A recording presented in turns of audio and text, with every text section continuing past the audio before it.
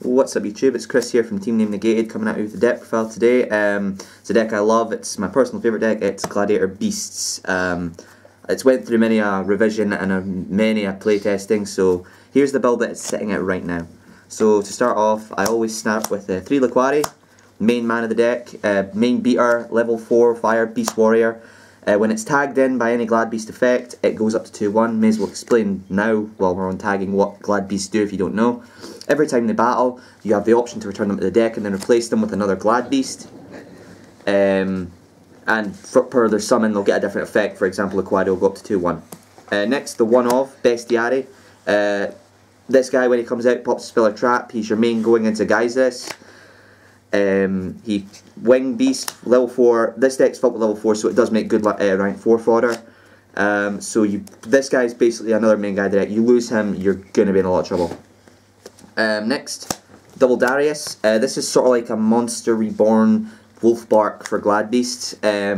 When he's brought out from the effect of a Glad Beast, he can special summon one from the graveyard in any mode, I think. I could be wrong. But its effects are negated for the turn.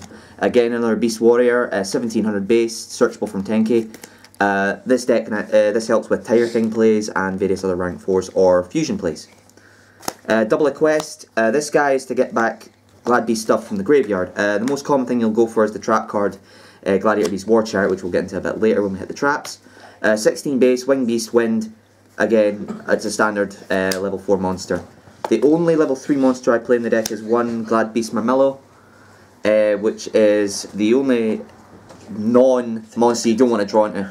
It pops a monster when it's destroyed. You're not recording, are you? No.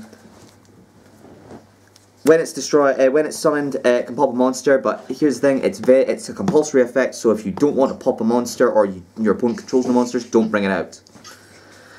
That's the Glad Beast engine. Now on to the sort of Fire Fist engine. I do play a small Fire Fist engine. I run double Gorilla and 1 Bear. It's standard Fire Fist lineup. And then 1 Wolfbark because I run double Gorilla and a Bear, and then Liquari is also a Fire. So you kind of have enough targets to warrant running it. It's worked out so far, and it does help with rank 4 plays, so I can't really say that it's not helped much. On to spells. For the main search cards, we run triple Gladiator Beast Proving Ground, which adds a level 4 Glad Beast from your deck to your hand. Triple 10k, the deck's filled with Beast Warrior monsters, Darius, Liquari, your Bears, and your Wolfbark, so it doesn't hurt to run this card, and again, the 100 point boost can help in a deck that does a lot of battling. 1 Tensu, this is for rank 4s, and it can help with some fusion plays. If, for example, you summon Bestiari, then normal summon a Darius or a Liquari, you can get a Geysis play, which is your main go-to fusion. Double MST, I only warrant playing 2 because I have Bestiari in deck. I do side the occasional third when I need to.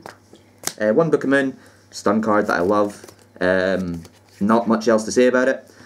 And double Lance, because you want your attacks to go through, and if it's a direct attack, yeah, your opponent's going to take less damage, but you're going to get an effect off. You're never going to say that you're not going to plus in that situation. And also it's a good stun card.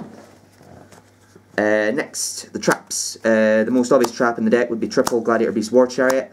The main card of the deck, the main trap of the deck anyway.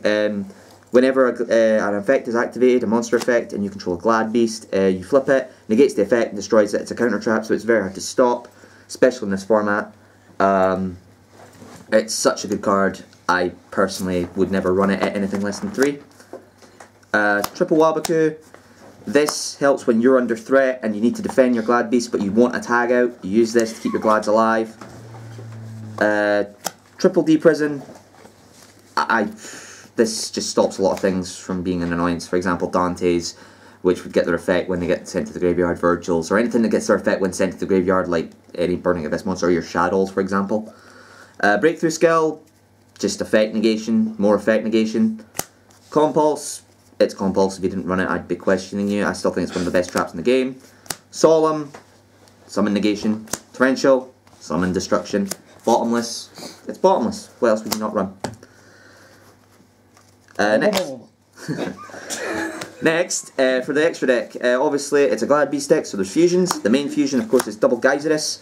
I wouldn't run 3 because if Bestiari goes, that's a 5th of your extra deck completely nullified. When Geyserus is summoned, it can pop 2 cards. Its requirements is 1 Bestiary and any Glad Beast monster of your choice. 2/4 attack. It's a reasonable go-to card. It's your actual go-to monster. 1 Heraclinus requires Laquari. It's a 3 requirement. There's 1 Laquari and 2 other Glad Beasts. A 3k destructive beast that can stop any spell or trap by discarding a card from your hand to the graveyard. And again, with 10k it can go up to 3/1, so it's a really useful card. Esadari, he's okay. Doesn't tag out. He's just a 2/5 wall that can just come out and just sit there as a good beat stick. Nero is kind of like the Armades of this deck. He's brand new, came out in Primal Origin a little while ago, so he's obviously the newest of all the Glads. I like him. People choose not to run him, but I like him. Exceeds, Tiger King. It's a Beast Warrior deck. If I didn't run it, I'd be questioning myself. Cardinal. I wanted to try Cardinal out, and he's proved okay so far, and, you know, it's something that people don't expect when they're seeing Glads. They don't expect a Cardinal play. 1 Rhapsody. It's Rhapsody in Berserk. Gets rid of the tricky cards that want to that go off in the graveyard. Dark Rebellion for sheer power plays. Batship to get rid of annoyances and deal extra damage. 101, one of the best cards in the game right now. Followed up by Castell, who's probably the best rank 4 in the game right now. 1 Diamond Dire, 1 Cowboy for finishing off in game, and 1 Ragnar Zero to get rid of annoying cards like, for example, Dante. And that's the deck file. Thanks for watching and subscribe, please. That's all for now, folks.